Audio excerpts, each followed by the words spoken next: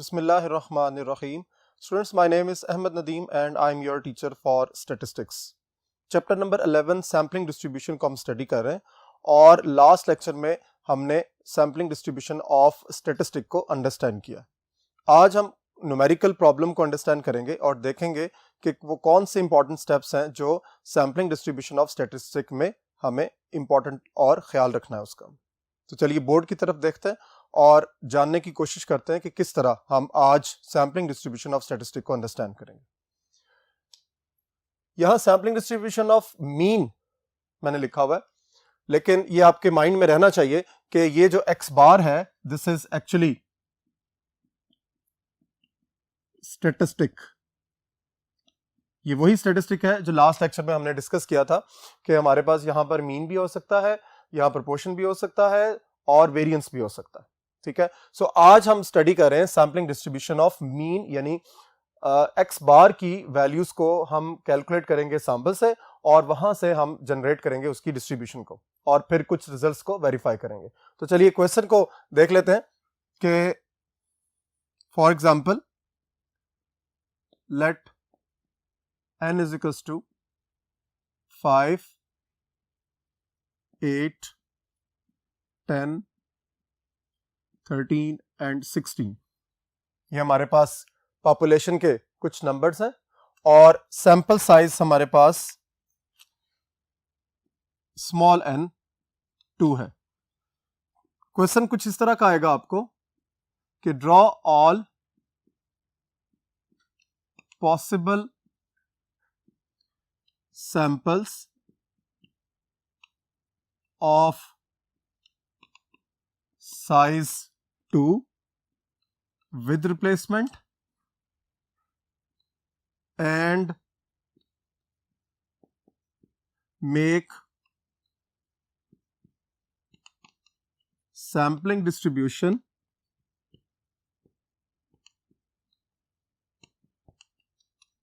of x bar, जिसको हमने sample mean कहा है। Hence verify the results. कौन से रिजल्ट्स को वेरीफाई करना है? Number 1, mu x bar is equals to mu, and the second one sigma square x bar is equals to sigma square over n। सो ये दो results आपने वेरीफाई करना है। ठीक है जी। अब इसमें कुछ चीजें हैं स्टेटमेंट के अंदर जो आप लोगों को बहुत ही अच्छे तरीके से अंडरस्टैंड करनी है, क्लियर करनी है कि ये साइज 2 का मतलब ये है कि आपके पास स्मॉल n की वैल्यू 2 है, क्योंकि सैंपल साइज की जब भी बात होगी सैंपल ऑफ साइज 2 मतलब यह है कि हर सैंपल के अंदर 2 वैल्यूज होंगी। उसके बाद आपने ये जजमेंट करनी है कि आपकी टेक्निक कौन सी है, विद रिप्लेसमेंट टेक्निक है या विदाउट रिप्लेसमेंट टेक्निक है। ठीक है जी। और उसके बाद आपने सैंपलिंग डिस्ट्रीब्यूशन किस चीज की बनानी है वो भी आपके माइंड के अंदर, यानी स्टैटिस्टिक कौन सा है, क्या वो मीन है, क्या वो वेरिएंस है या वो सैंपल प्रोपोर्शन है। सो इसलिए यहां पर हमने यहां पे ब्रैकेट में भी लिखा हुआ है कि x bar is the sample mean, यानी जो सैंपल मीन्स बनेंगे उसकी आपने सैंपलिंग डिस्ट्रीब्यूशन जनरेट करनी है और उसी सैंपलिंग डिस्ट्रीब्यूशन को यूज करने के बाद आपने ये रिजल्ट्स जो हैं वो वेरीफाई कर देना। ठीक है। अब ऑलरेडी लास्ट लेक्चर में ये डिस्कस हो चुका हुआ है, what is mu x bar, what is sigma square x bar, what is sigma square, what is mu. Already आपने कुछ चीजों को इससे पहले भी पढ़ा हुआ है और कुछ चीजें इसमें से लास्ट लेक्चर में डिस्कस हो चुकी हुई है। तो अब हम आगे की तरफ बढ़ रहे हैं और इसको प्रूव करेंगे कि किस तरह हमारी ये कैलकुलेशंस जो है वो एक दूसरे को हेल्प करती हैं और एक दूसरे को वेरीफाई करती हैं। तो चलिए सॉल्यूशन की तरफ मूव करते हैं। अब सॉल्यूशन में कुछ स्ट्रक्चर है, माइंड के अंदर रखना आपने, कोई पैटर्न है। अगर आप उस पैटर्न को फॉलो करेंगे तो इंशाल्लाह आपको किसी किस्म की भी कोई कंफ्यूजन पैदा नहीं होगी।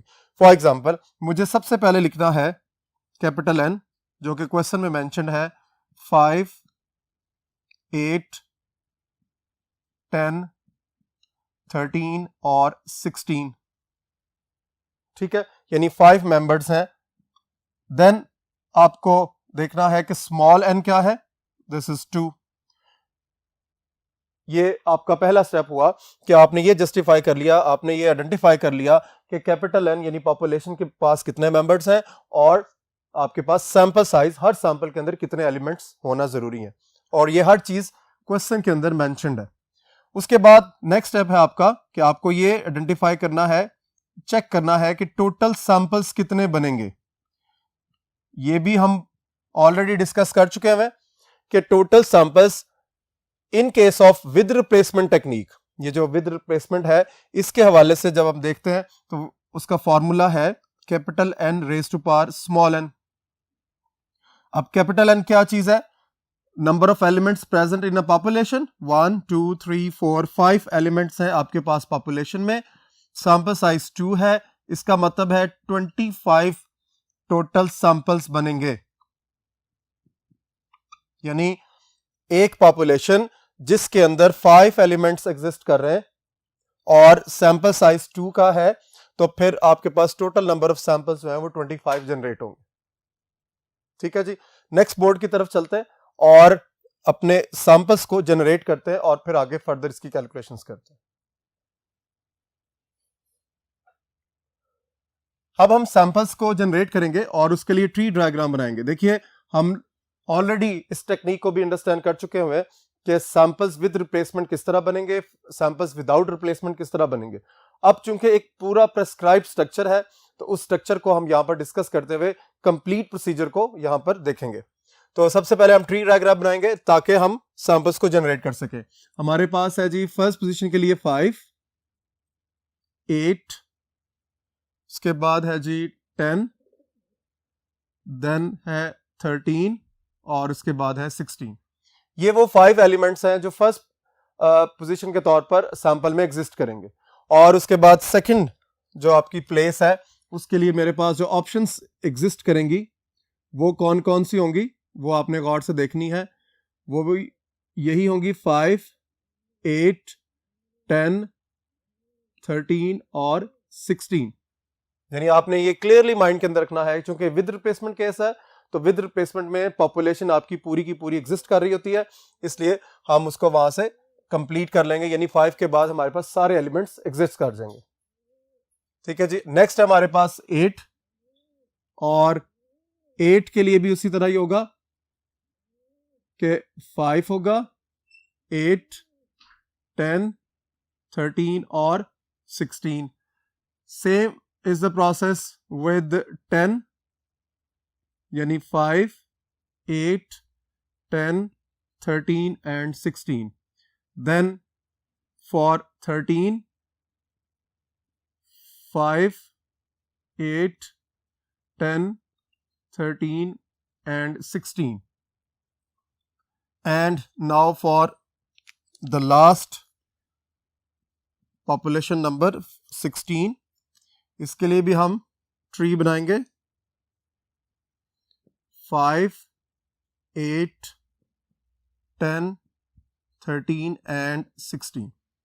इस तरह आपको ये क्लियरली आइडिया हो जाएगा कि टोटल सैंपल्स जब जनरेट होंगे तो किस तरह उनकी पोजीशंस यहां पर आपको नजर आएंगी।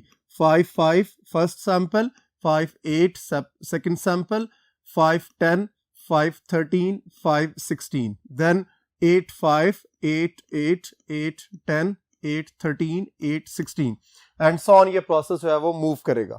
ठीक है जी, अब यहां पर हम टेबल जनरेट करेंगे। सबसे पहले सीरियल नंबर आएगा, उसके बाद सैंपल और फिर सैंपल का मीन जिसको हमने x बार कहा है। जरा गौर कीजिए आपने अपना प्रोसेस किस तरह कंप्लीट करना है। सो सीरियल नंबर में ऑब्वियसली हम नंबर्स डालेंगे, 1 से स्टार्ट करेंगे, 1 2 3 4 5 6 7 8 9 10 11 12 13 14। ठीक है जी, उसके बाद नेक्स्ट जो है वो हमारे पास चूंकि यहाँ पर 13 तक आया है इसलिए मैं इसकी पार्टीशन कर रहा हूं यहाँ पर, ताकि आपका टेबल यहाँ कंप्लीट हो सके। यहाँ अगेन हम क्या करेंगे, सीरियल नंबर लिखेंगे। अगर आपके पास पेज में स्पेस अवेलेबल है तो आप यहां से आगे कंटिन्यू कर सकते हैं। ठीक है जी, आपने ये याद रखना है। सो 14 के बाद 15, 16, 17, 18, 19, 20, 21, 22, 23, 24 एंड 25। ठीक है जी, उसके बाद सैंपल्स हम लिखेंगे। सैंपल्स देखिए 5, 5, 5, 8, 5, 10, 5, 13 एंड 5, 16। ये मैं डायरेक्ट अब लिखूंगा, आप लोग इसको ऑब्जर्व करेंगे। 5, 5, 5, 8, 5, 10, 5, 13 एंड 5, 16। ठीक हो गया। फिर इसी तरह नंबर 6 सैंपल जो है वो यहां से जनरेट होगा। 8, 5, देन 8, 8, फिर उसके बाद 8, 10, देन 8, 13, 8, 16। ठीक है। देन 11th सैंपल 10 से जनरेट होगा। 10, 5, फिर उसके बाद 10, 8, 10, 10 एंड 10, 13। ठीक है, ये 10, 13 यहां पर कंप्लीट हो गया। अब 10, 16 जो है वो हम नेक्स्ट आगे लिखेंगे। 10, 16 इस तरह ये 10 से कंप्लीट हो गया। देन 13 से स्टार्ट करेंगे। 13, 5, 13, 8, 13, 10, 13, 5, 13, 8, 13, 10, 13, 13 एंड 13, 16। ठीक है जी, नेक्स्ट है आपकी बारी 16 से। 16, 5, 16, 8, 16, 10 एंड सो ऑन। 16, 5, 16, 8, 16, 10, 16, 10 के बाद है जी 13 एंड 16, 16। इस तरह 25 सैंपल्स ऑफ साइज 2 आपने कंप्लीट कर लिया। अब आपने हर सैंपल के लिए मीन कैलकुलेट करना है, यानी एक्स बार की वैल्यू को कैलकुलेट करना है। ये एक्स बार वही है जो सिग्मा एक्स ओवर एन, यानी सिंपल जो आपका मीन का फॉर्मूला है उसके थ्रू आप इसको कैलकुलेट करेंगे। यानी अगर आपके पास दो वैल्यूज हैं, दोनों वैल्यूज को प्लस करेंगे, 2 पे डिवाइड करेंगे क्योंकि 2 वैल्यूज है। ठीक है जी, so 5 + 5 10, 10 divided by 2, also answer क्या हो जाएगा इसका is 5। Then 5 + 8 13, 13 divided by 2 is 6.5। आप कैलकुलेटर का इस्तेमाल भी कर सकते हैं, लेकिन मैं हमेशा से ही आप लोगों को कहता हूं कि जितनी ऑरल कैलकुलेशंस आप अच्छे तरीके से कर सकें आपको करनी चाहिए ताकि आपका टाइम सेफ हो जाए। सो 5 + 10 15 डिवाइडेड बाई 2 इज 7.5। 5 + 13 18 और इसको 2 पे डिवाइड करेंगे तो 9 हो जाएगा। फिर उसके बाद 5 + 6 16 21, it is 10.5, then 13 6.5 16 8 18 9 21 10.5, it is 8 + 16 is 24, तो ये 12 हो जाएगा। ठीक है जी, उसके बाद 10 + 5 15 7.5, देन उसके बाद आपके पास आ जाएगा जी 10 + 8 19, 18, उसका 9 बन जाएगा। 20 का 10 हो जाएगा और फिर 23 इज 11.5। नेक्स्ट आगे चलिए। 10 + 16 इज 26, तो इसका मीन यानी एक्स बार क्या बनेगा 13। सो आगे 13 + 5 18, सो ये 9 बन जाएगा, इस 21, 11.5, 23। अच्छा जी, अब यहां पे ख्याल रखना आपने, बहुत अच्छे तरीके से कैलकुलेशंस देखनी है।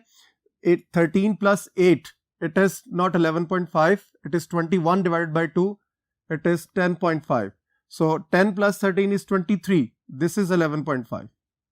So 13 + 13 26, it is 13. Then 13 + 16, it is 29, it is 14.5. 16 + 5 is 21, 21 again it is 10.5, it is 24, it is 12, 26, 13, 16 + 13 is 29, 14.5 and then it is 16. तो देखिए आपने सैंपल्स को कंप्लीट कर लिया और सैंपल से मीन्स की वैल्यूज को कैलकुलेट करने के बाद अब हम आगे की तरफ बढ़ेंगे और इन मीन्स को यूज करके क्या बनाएंगे, सैंपलिंग डिस्ट्रीब्यूशन ऑफ मीन। तो चलिए नेक्स्ट बोर्ड की तरफ और सैंपलिंग डिस्ट्रीब्यूशन को जनरेट करते हैं। जी अब नेक्स्ट हमने बनानी है sampling distribution of x bar. ये वही सैंपलिंग डिस्ट्रीब्यूशन है एक्स बार की जो एक्स बार आपने हर सैंपल से कैलकुलेट किया है। यहां मैंने बोर्ड पर अलग से आपको ये वैल्यूज कुछ लिख दी हैं, ये सारी की सारी वही वैल्यूज हैं जो आपने हर सैंपल से कैलकुलेट की हुई है। यानी फर्स्ट सैंपल की वैल्यू एक्स बार की 5 थी, सेकंड एक्स बार की वैल्यू 6.5 थी, थर्ड सैंपल की वैल्यू 7.5 थी और फोर्थ सैंपल की 9 थी एंड सो ऑन। इस तरह हर सैंपल के लिए जो मीन कैलकुलेट किया था आपने वो मैंने यहां पर लिख दिया। अब आपने किस तरह sampling distribution of x bar generate करनी है वो आप प्रोसीजर देखेंगे कि आप एक टेबल जनरेट करेंगे जिसमें फर्स्ट कॉलम एक्स बार का होगा, ठीक है, दूसरा कॉलम टैली बार्स का होगा, फिर इन्हीं टैली बार्स को काउंट करने के बाद आप फ्रीक्वेंसी कैलकुलेट करेंगे and then the probability of x bar. क्योंकि एक्चुअली हमने लास्ट लेक्चर में भी पढ़ा था कि sampling distribution of any statistic is actually the probability distribution of that particular statistic. यानी जो स्टैटिस्टिक आप कैलकुलेट कर रहे हैं उसकी जो प्रोबेबिलिटी डिस्ट्रीब्यूशन है वही उसकी सैंपलिंग डिस्ट्रीब्यूशन भी कहलाती है। सो यहां पर आपने याद रखना है कि एक्स बार की वैल्यूज आपने 1 बाय 1 यहां पर पुटअप करनी है और उसके अगेंस्ट आपने फ्रीक्वेंसी पुटअप करके उसकी प्रोबेबिलिटी को कैलकुलेट करना है। अब देखिए एक्स बार की वैल्यूज को आप सीक्वेंस में लिखेंगे, जैसे आप जनरल फ्रीक्वेंसी डिस्ट्रीब्यूशन जनरेट करते हैं वही फ्रीक्वेंसी डिस्ट्रीब्यूशन यहां पर भी आप बनाएंगे। यानी एक्स बार की जो फर्स्ट वैल्यू है वो 5 है, यहां से देखिए नेक्स्ट वैल्यू देखिए 5 के बाद अगर पूरे डेटा में 5.5 अवेलेबल है तो आपने यहां उसको पुटअप करना है, अगर नहीं है तो फिर नेक्स्ट वैल्यू आप देखेंगे 6 भी पूरे डेटा में हमारे पास अवेलेबल नहीं है तो नेक्स्ट वैल्यू है 6.5, ठीक है। नेक्स्ट आपने देखना है 6.5 के बाद 7 अवेलेबल है डेटा में तो लिख दें, अदरवाइज उससे नेक्स्ट वैल्यू 7.5 जो कि मुझे नजर आ रही है यहां पर अवेलेबल है। 7.5 के बाद जो बारी है वो है 8 की। देखिए 8 आपके पास यहां पर अवेलेबल है, सो इसलिए 8 को भी एक दफा आप लाजमी लिखेंगे। 8 के बाद बारी है 8.5। पूरे डेटा को अच्छे तरीके से आपने चेक करना है कि 8.5 यहां पर आएगा या नहीं आएगा, ठीक है। उसके बाद देखिए नेक्स्ट 9 के बाद 10, क्योंकि 9.5 जो है वो हमारे पास यहां पर अवेलेबल नहीं था, अगर आप गौर से देखिए तो उसके बाद 10 आप इसको काउंट करेंगे, 10 ये आपके पास एक वैल्यू नजर आ रही है तो इसलिए हमने यहां पर 10 पुटअप किया है, देन 10.5, ठीक है जी। और 10.5 के बाद बारी है 11 और डेटा में अगर देखें तो 11 नहीं है तो फिर 11.5 और 11.5 को आप 1 बाय 1 ऐसे वेरीफाई करते हुए जाएंगे और 11.5 आपकी नेक्स्ट वैल्यू है, ठीक है जी। 11.5 के बाद आप देखेंगे 12 को, वो यहां अवेलेबल है और 12 के बाद 12.5। देखिए 12.5 डेटा में अवेलेबल नहीं है, सो इसका मतलब है 12.5 यहां पर नहीं लिखा जाएगा। ये बात है समझने वाली जो मैंने आपको यहां पर बताई है कि ये ऐसा नहीं है कि आपके अगर आपको पैटर्न नजर आ गया है कि 0.5 का डिस्टेंस जनरेट हो रहा है तो 5 के बाद 5.5 होगा, 5.5 के बाद 6 होगा, 6 के बाद 6.5। नो, आपको वो वैल्यूज लिखनी है जो डेटा में अवेलेबल है। सो देखिए यहां पर मैंने 12.5 लिखा था, लेकिन एक्चुअली 12.5 वहां डेटा में अवेलेबल नहीं है। ये कौन सा डेटा है, ये याद रखना है, ये एक्स बार का डेटा है जो आपने सैंपल से एक्स बार कैलकुलेट किया हुआ है। अब 12 के बाद 12.5 अवेलेबल नहीं है तो 13 आपको नजर आ रहा है, एंड 13 के बाद है जी बारी 13.5। तो देखिए गौर से, आपके पास डेटा में 13.5 भी नहीं है तो आप 14 लिखेंगे, और 14 भी आपके पास नहीं है। सो 14 के बाद बारी है 14.5 की, और फाइनली फिर 15 आप देखेंगे, 15 भी अवेलेबल नहीं है, 15.5 भी अवेलेबल नहीं है, तो फिर उसके बाद फाइनल लास्ट जो वैल्यू है वो है 16। सो आपने क्या किया कि जितने भी एक्स बार की वैल्यूज आपने कैलकुलेट कर ली हैं, वो सारी की सारी वैल्यूज आपने एक दफा यहां पर पुट अप कर दी हैं। अब आप टेली बार्स लगाएंगे और अपने फ्रीक्वेंसी डिस्ट्रीब्यूशन को कंप्लीट करेंगे। 5 वन टाइम है तो एक बार यहां पर पुट अप हो जाएगा। 6.5 वन टाइम है, देखिए 1 2 6.5 देखिए, और नहीं है जी, तो आपने इसको 2 टाइम्स यहां पर 2 बार्स लगा दी। फिर उसके बाद 7.5 देखिए, 7.5 और आगे चलते जाए 2, तो ये 2 बार्स यहां पर 7.5 की भी लग जाएंगी। उसके बाद 8 देखिए, 8 1 काउंट बहुत अच्छे तरीके से आपने करना है। 8 जो है वो 1 टाइम्स है तो एक बार लग जाएगी। उसके बाद 8.5 देखिए, 8.5 अगर आप इसको काउंट करते हुए जाएं तो देखिए यहां पर बहुत इंपॉर्टेंट बात कि 8.5 एक्चुअली हमारे पास डेटा में नहीं था। हमने वही बात जो अभी मैंने थोड़ी देर पहले आपको एक्सप्लेन किया। तो आप जरूर इस चीज को माइंड के अंदर रखें कि कुछ एरर्स जो ह्यूमन एरर्स कहलाते हैं वो यहां पर आपको आइडेंटिफाई कर रहे हैं कि आपने किस तरह अपने आप को क्लियर माइंड के साथ अपनी कैलकुलेशंस को रखना है। सो 8.5 को यहां से आप ओमिट कर देंगे। देखिए मेरे पास तो व्हाइट बोर्ड था इसलिए मार्कर था, मैंने आसानी के साथ उसको रेस कर दिया, लेकिन जब आप खुद से क्वेश्चन सॉल्व कर रहे हैं तो यही बात मैं आपको समझाने की कोशिश कर रहा हूं कि आपने बहुत अच्छे तरीके से एक एक नंबर को अच्छे तरीके से ऑब्जर्व करना है और फिर आपने वहां पर लिखना है। सो 8.5 is not available in the data. तो नेक्स्ट बारी है हमारी 9 की। तो देखिए 9 कितनी दफा है, 1 2 3 4, सो 4 लाइंस होगी, 1 2 3 4, ये 4 टेली बार्स लग गई। उसके बाद बारी है 10 की। देखिए 10 कितनी दफा है जी, 1 and that's it. 10.5 1 2 3 4, so 1 2 3 4। Then उसके बाद 11.5, 11.5 देखिए जी, this is 1, that's it. Then उसके बाद आप देखिए 11.5 1 है, और उसके बाद 12 देखिए जी, 12 भी 1 टाइम है, 12। अच्छा ये देखिए आपने 11.5 यहां से देखा और ये एक मिसिंग था, सो हम इसको 11.5 के आगे 2 बार्स को पुट अप कर देंगे, ठीक है। सो अब बारी है हमारी 12 की। तो 12 जो है वो 1 टाइम यहां पे था, और उसके बाद ये है 12। ये काटने का मकसद भी यही होता है कि आप अगर वैल्यूज को काटते चले जाएंगे तो हमें अंदाजा होता जाएगा कि ये वैल्यूज जो है वो हमने काउंट कर ली है। सो 12 जो है हमें 2 टाइम्स नजर आया यहां पर, तो 2 बार्स 12 के सामने लिखी जाएंगी। उसके बाद नेक्स्ट देखिए 13। 13 कितने बार आया है जी, 1 2, तो हम, और ये है जी एक और 13 3 टाइम्स है। फिर 14.5 1 एंड 2, और फिर उसके बाद 16 है और 16 1। सो ये सारे टैली बार्स लगाने के बाद आपने इनकी काउंटिंग करने के बाद इनकी फ्रीक्वेंसी पुटअप करनी है।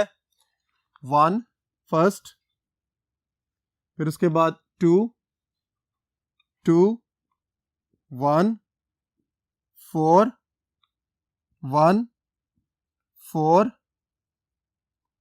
2 2 3 2 एंड दिस इज 1। अब आप इसको सम कर लें। अगर आप फ्रीक्वेंसी को सम करें तो that should be equals to total number of sample means. जितने भी सैंपल मीन्स हैं उसके इक्वल आना चाहिए। तो आप जरा काउंट करके देखिए, 1 + 2 3 2 5 6 4 10 11 4 15 2 17 2 19 और 19 और 3 22 23 एंड 25। सो इसका मतलब है कि हमारा सम एक्यूरेट है और वो रिप्रेजेंट कर रहा है कि हमने सारे सैंपल मीन्स की वैल्यूज को यहां पर मेंशन कर दिया है, पुटअप कर दिया। अब नेक्स्ट हमारा है कॉलम प्रोबेबिलिटी ऑफ एक्स बार। और प्रोबेबिलिटी कैसे कैलकुलेट करेंगे वो आप जरा गौर से देखिए। इंडिविजुअल फ्रीक्वेंसी को आप टोटल फ्रीक्वेंसी से डिवाइड करेंगे। 1 डिवाइडेड बाय 25, ये फर्स्ट आपकी प्रोबेबिलिटी हुई किसकी? 5, यानी 5 जो एक्स बार था उसकी प्रोबेबिलिटी 1/25 आ गई। उसके बाद देखिए 2/25, इंडिविजुअल फ्रीक्वेंसी को टोटल फ्रीक्वेंसी से आप जब डिवाइड करेंगे तो आपकी प्रोबेबिलिटी कैलकुलेट हो जाएगी। देन उसके बाद देखिए 1/25, देन 4/25, देन उसके बाद देखिए जी 1/25, 4/25, 2/25, फिर उसके बाद 2/25, 3/25, 2/25 एंड फाइनली 1/25। इस तरह आपने हर पर्टिकुलर सैंपल मीन के लिए आपने उसकी कैलकुलेशंस कंप्लीट कर ली। ठीक है जी। सो इस चीज को आपने माइंड के अंदर रखना है कि किस तरह आपने हर पर्टिकुलर सैंपल मीन के लिए उसकी प्रोबेबिलिटी को कंसिडर करना है। ठीक है। उसके बाद जो नेक्स्ट कॉलम्स हैं वो आपके हर क्वेश्चन के अंदर इसी तरह कॉलम्स जनरेट होंगे, वो आपने कैलकुलेट कर लेने हैं। और वो क्या है जी? नेक्स्ट कॉलम आपका आएगा x bar into p of x bar. ठीक है। और फिर उसके बाद x bar square into p of x bar. ये दोनों कॉलम्स आपने कैलकुलेट करने हैं, यानी एक्स बार को पी ऑफ एक्स बार से मल्टीप्लाई करना है। फर्स्ट आपका कॉलम है एक्स बार का और पी ऑफ एक्स बार का आपका कॉलम है थर्ड, यानी first second third fourth column है। यानी फर्स्ट कॉलम ने फोर्थ कॉलम में अपनी रिस्पेक्टिव वैल्यू के साथ मल्टीप्लाई होना है। ठीक है। और ये जो है x bar square into p of x bar, ये कैसे कैलकुलेट होगा? तो याद रखिए कि जो फर्स्ट कॉलम एक्स बार का है इसका स्क्वायर लेंगे, यानी 5 square multiply by p of x bar यानी 1/25। यहां एक बात बड़ी इंपॉर्टेंट है जो समझने वाली है कि अगर फर्ज कर लें कि मैं मल्टीप्लाई कर रहा हूं, यहां पर मैं बॉटम में लिख रहा हूं 6.5 मल्टीप्लाई बाय 2/25, तो आपने कोशिश ये करनी है कि आप न्यूमरेटर्स को मल्टीप्लाई करें आपस में, यानी 6.5 को 2 से मल्टीप्लाई करें और 25 से डिवाइड करके उसका पॉइंट्स में आंसर ना लिखें। इस तरह यह होगा कि जब आप डेसिमल्स को कंट्रोल कर लेंगे तो आप बड़ी आसानी के साथ इसका आंसर मेंटेन कर सकते हैं, इसका करेक्ट आंसर लिख सकते हैं। सो बेहतर यह है कि न्यूमरेटर्स को आपने सॉल्व करना है, न्यूमरेटर्स को आपस में मल्टीप्लाई करना है और उसको जब डिवाइड करेंगे 25 से तो वो पॉइंट्स में चला जाएगा, जो कि आपने नहीं करना। सो आपने 25 की जो फ्रैक्शन है उसको उसी तरह मेंटेन रखना है। सो मैं भी कैलकुलेटर निकालता हूं, आप अपने कैलकुलेटर से इसको वेरीफाई कर लें साथ साथ। तो देखिए 5 को मल्टीप्लाई करना है 1/25 से, तो जो आंसर इजीली कैलकुलेट हो सकता है उसको हम करेंगे 5/25। फिर 6.5 को मल्टीप्लाई करना है 2 से, तो ये हो जाएगा 13/25। देन 7.5 को 2 से मल्टीप्लाई करना है, तो ये हो जाएगा 15/25। उसके बाद 8 को 1 से मल्टीप्लाई करना है, 8/25। फिर 9 को 4 से मल्टीप्लाई करना है, 36/25। Now 10 ones are 10/25। फिर उसके बाद 10.5 multiply by 4, 10.5 multiply by 4, it is 42/25। Then 11.5 multiply by 2, 11.5 multiply by 2, it is 23/25। Then 12 multiply by 2 is 24/25। Then 13 multiply by 3, 39/25। फिर 14.5 multiply by 2, it is 29/25। और finally 16 multiply by 1, it is 16/25। अब आपको क्या करना है, इसका सम कैलकुलेट कर लेना है, क्योंकि फॉर्मूले में हमें इसका सम रिक्वायर्ड है। तो सम करने का बड़ा ही आसान तरीका यह है कि आप फ्रैक्शन को मत सॉल्व करें, आप फ्रैक्शन को मत सॉल्व करें, आप क्या करें कि आप न्यूमरेटर्स को सॉल्व कर लें। क्यों? क्योंकि आपके पास डिनोमिनेटर में 25 है, तो एंड में जाकर वो 25 ही रहेगा। सो 5 + 13 + 15 + 8 + 36 + 10 + 42 + 23 + 24 + 39 + 29 + 16। तो आपके पास जो सम आ रहा है, इसको मैं, चूंकि बोर्ड नीचे है, मैं इसको अलग से यहां पर ब्लॉक की सूरत में यहां लिख रहा हूं। आपको याद रखना है कि ये जो ब्लॉक है ये रिप्रेजेंट कर रहा है सम को। यहां मैं हल्का सा सम भी लिख देता हूं ताकि सम की सिग्मा, इट इज 260/25, यानी x bar into p of x bar का जो कॉलम आपने कैलकुलेट किया है, इस पूरे कॉलम का जो सम निकला है दैट इज 260/25। ठीक है, अब नेक्स्ट कॉलम कैलकुलेट करना है, उसमें भी बहुत ध्यान से आपने ख्याल रखना है इस चीज का कि स्क्वायर्स आपने लिखने हैं। 5 का स्क्वायर होना है और उसने 1 के साथ मल्टीप्लाई होना है, इट इज 25/25। ठीक है, फिर 6.5 का स्क्वायर, 6.5 का स्क्वायर होगा और उसको मल्टीप्लाई आपने करना है 2 के साथ, तो इट इज 84.5/25। नेक्स्ट 7.5 का स्क्वायर करेंगे, 7.5 स्क्वायर और उसको किससे मल्टीप्लाई करना है, 2 के साथ, तो उसका आंसर आ जाएगा 112.5 डिवाइडेड बाय 25। नेक्स्ट है आपके पास 8 का स्क्वायर करेंगे 64 मल्टीप्लाई बाय 1, तो ये आ जाएगा 64/25। नेक्स्ट है 9 का स्क्वायर करेंगे 81 और उसको 4 के साथ मल्टीप्लाई करेंगे, तो आपके पास आंसर आ जाएगा 324/25।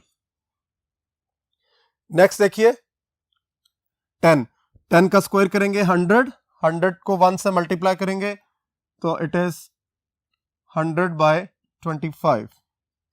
देन 10.5 का स्क्वायर करेंगे और उसको मल्टीप्लाई किससे करना है, 4 के साथ। ये जरा गौर से देखिए, 10.5 है, इसका स्क्वायर करेंगे और इसको 4 के साथ मल्टीप्लाई कर देंगे, इट इज 441 डिवाइडेड बाय 25।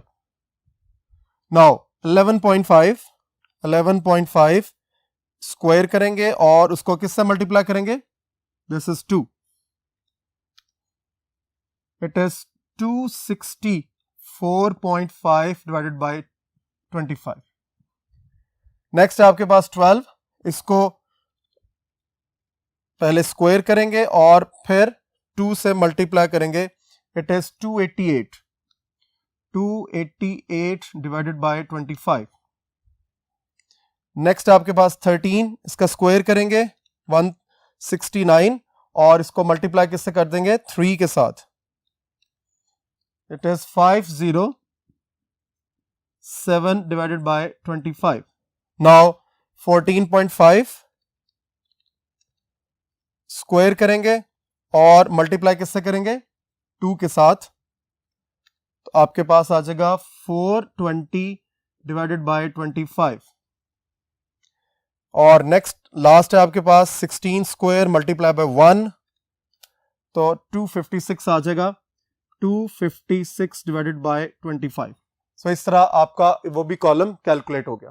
ठीक है जी, अब इस कॉलम का भी सम निकाल लेंगे और वही बात रिपीट होगी कि आप सिर्फ न्यूमरेटर्स को इसमें ऐड करेंगे। न्यूमरेटर्स को ऐड किस तरह करेंगे, it is 25 plus 84.5 plus 112.5 plus 64 plus 324 plus 100 plus 441 plus 264.5 plus 288 plus 507 plus 420 plus 256। बहुत ध्यान से आपने इसको कैलकुलेट करना है और मैं यहां पर रेड से साइड पर इसका सम लिख रहा हूं।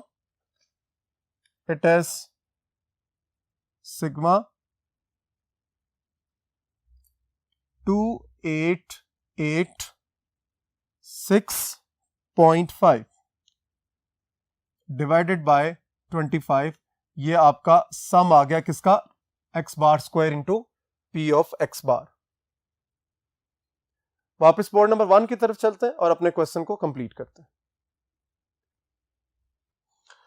हमने कैलकुलेशंस अपनी परफॉर्म कर ली है, सिग्मास कैलकुलेट कर लिए हैं। Sigma x bar into p of x bar की वैल्यू भी कैलकुलेट हो गई है। Sigma x bar p of x bar square into p of x bar की वैल्यू भी कैलकुलेट हो गई है। अब हमने अपने रिजल्ट्स को वेरीफाई करना है। पहला रिजल्ट क्या था, मैं यहां पर इसको मेंशन कर रहा हूं, वी हैव टू वेरीफाई। क्या चीज हमने वेरीफाई करनी थी कि mu x bar is equal to mu. ठीक है, सो म्यू एक्स बार की वैल्यू तो ऑलरेडी हमने कैलकुलेट कर ली हुई है। अब हम म्यू की तरफ मूव करेंगे। म्यू क्या है, sigma x over capital N. Sigma x का मतलब यह है कि यहां पर पॉपुलेशन की वैल्यूज को आप ऐड करेंगे, 5 plus 8 plus 10 plus 13 plus 16 divided by 1 2 3 4 5। तो देखिए इसका आंसर क्या आएगा, 5 प्लस 8 प्लस 10 प्लस 13 प्लस 16 और डिवाइडेड बाय 5, 52 डिवाइडेड बाय 5। और ये आंसर देखिए कि एग्जैक्ट वही आंसर आ रहा है 10.4, यानी जो आपका म्यू एक्स बार था वो आंसर और म्यू का आंसर सेम आ रहा। ठीक है जी, और म्यू एक्स बार क्या चीज है, sigma x bar into p of x bar, so that is 10.4। ये फर्स्ट आपकी वेरिफिकेशन कंप्लीट हो गई। उसके बाद देखिए नेक्स्ट आपको जो प्रूव करना था, we have to verify also. क्या चीज, sigma square x bar is equal to sigma square over n. तो sigma square over n, sigma square x bar का फॉर्मूला क्या है जी, sigma x bar square into p of x bar minus mu x bar whole square. तो जरा देखिए यहां values को मैं पुटअप कर रहा हूं। Sigma x bar square into p of x bar आप कैलकुलेट कर चुके हुए हैं, यानी 115.46 माइनस 10.4 स्क्वायर। तो देखिए यहां पर आंसर क्या आएगा, 115.46 माइनस 10.4 स्क्वायर, तो इट इज 7.3 ठीक है जी, ये लेफ्ट हैंड साइड हमने कैलकुलेट कर लिया है। अब हम राइट हैंड साइड की तरफ देखेंगे। Sigma square is equal to sigma x square over N minus sigma x over N whole square. ये पॉपुलेशन का वेरिएंस है, इसलिए सम भी पॉपुलेशन का होगा और नंबर ऑफ वैल्यूज भी पॉपुलेशन की ही यूज होंगी। सो देखिए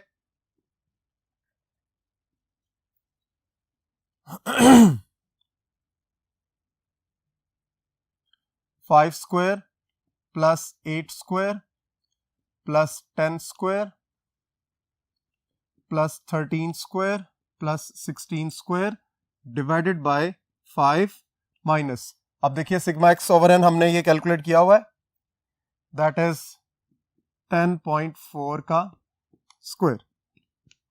तो अब आप पहले लेफ्ट साइड देख लीजिए, ये वाली 5 square plus 8 square plus 10 square plus 13 square plus 16 square, this is 614 by 5 minus 10.4 का स्क्वायर। जब आप देखेंगे it is 108.16। Finally sigma square over N हमारे पास क्या आ रहा है, सॉरी पहले हम सिग्मा स्क्वायर को वाइंड अप करेंगे। 614 डिवाइडेड बाय 5 और इसमें से माइनस कर देंगे 108.16, तो ये आ गया आपका 14.64। तो अब आप देखिए गौर से, हमने लेफ्ट हैंड साइड इस जो वेरिफिकेशन रिजल्ट के हवाले से मैं देख रहा हूं कि लेफ्ट हैंड साइड हमने यहां पे निकाल ली है, राइट हैंड साइड में हमने जो सिग्मा स्क्वायर है ये कैलकुलेट किया हुआ है, उसकी वैल्यू आपके पास आ रही है। अब हमने एक्चुअली क्या कैलकुलेट करना है, राइट हैंड साइड में सिग्मा स्क्वायर ओवर एन।